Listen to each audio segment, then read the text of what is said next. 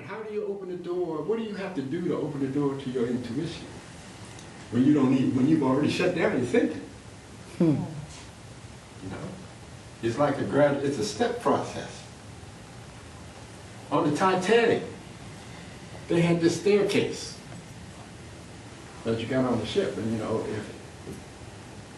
as you go up the staircase, you have to go off on a certain level, because that's what your ticket said. You paid money, you can't go up higher than that. You can't go up there where rich people are.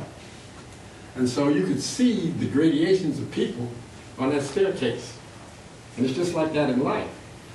There are people above you, there are people with you, there are people below you. What do you think about it?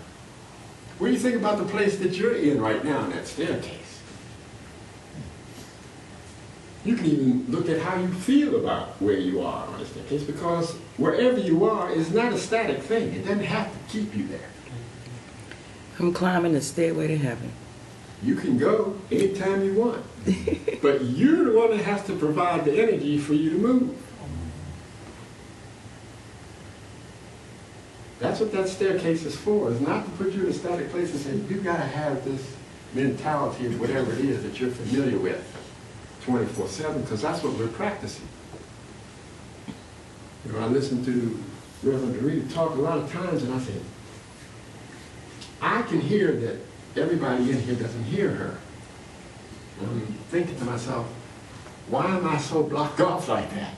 What's going on with me that I can't hear the whole thing?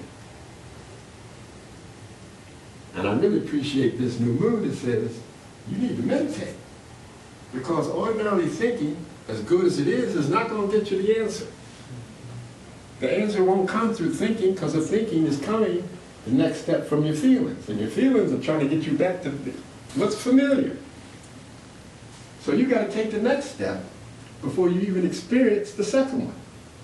How do you do that? You're looking at something, and then you see that's an illusion. And then you see something behind the illusion. It's like a hologram or something. I said, but you see both of them at the same time. You say, maybe I'm going crazy. Or maybe you're waking up. Maybe this is what waking up is. Because you're seeing two things. You know you're a citizen of more than one world. You have a nighttime consciousness and a daytime consciousness. You could call those two things nighttime consciousness, your spiritual consciousness, and the daytime consciousness. You know how that is, you live with it every day. You come up, form concepts, this is this, da da da, I choose that, that, that. But some of those choices aren't guided by the spirit, and you find yourself compromised. And then you start thinking, which is a good thing, because that's what you've taught yourself to do, or you've been led and indoctrinated to do it a certain way. And you find out that this is almost as bad as being in my feelings. I'm stuck again. But you remember you had that intuition that came to you. You said, what did I do for that? And that brings us back to the new moon symbol that guide in the hour of silence. Do you set a time aside when it's just you and nothing else? No telephone, no radio, no television, no people interrupting you at all. Do you set that up for yourself daily? Have you done that? As a conscious person, I would believe that you would, because how else can you connect to your spirit? How many of us in here are doing that every day?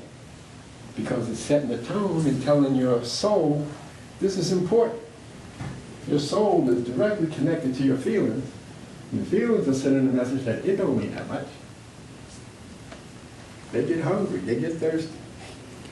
Yeah. So you're saying that's like meditation time, or at least time that you take and do some inner thought kind of directives? If you don't, what we look out in the world is happening, that's what's going to happen. Right. That's the choice that we have.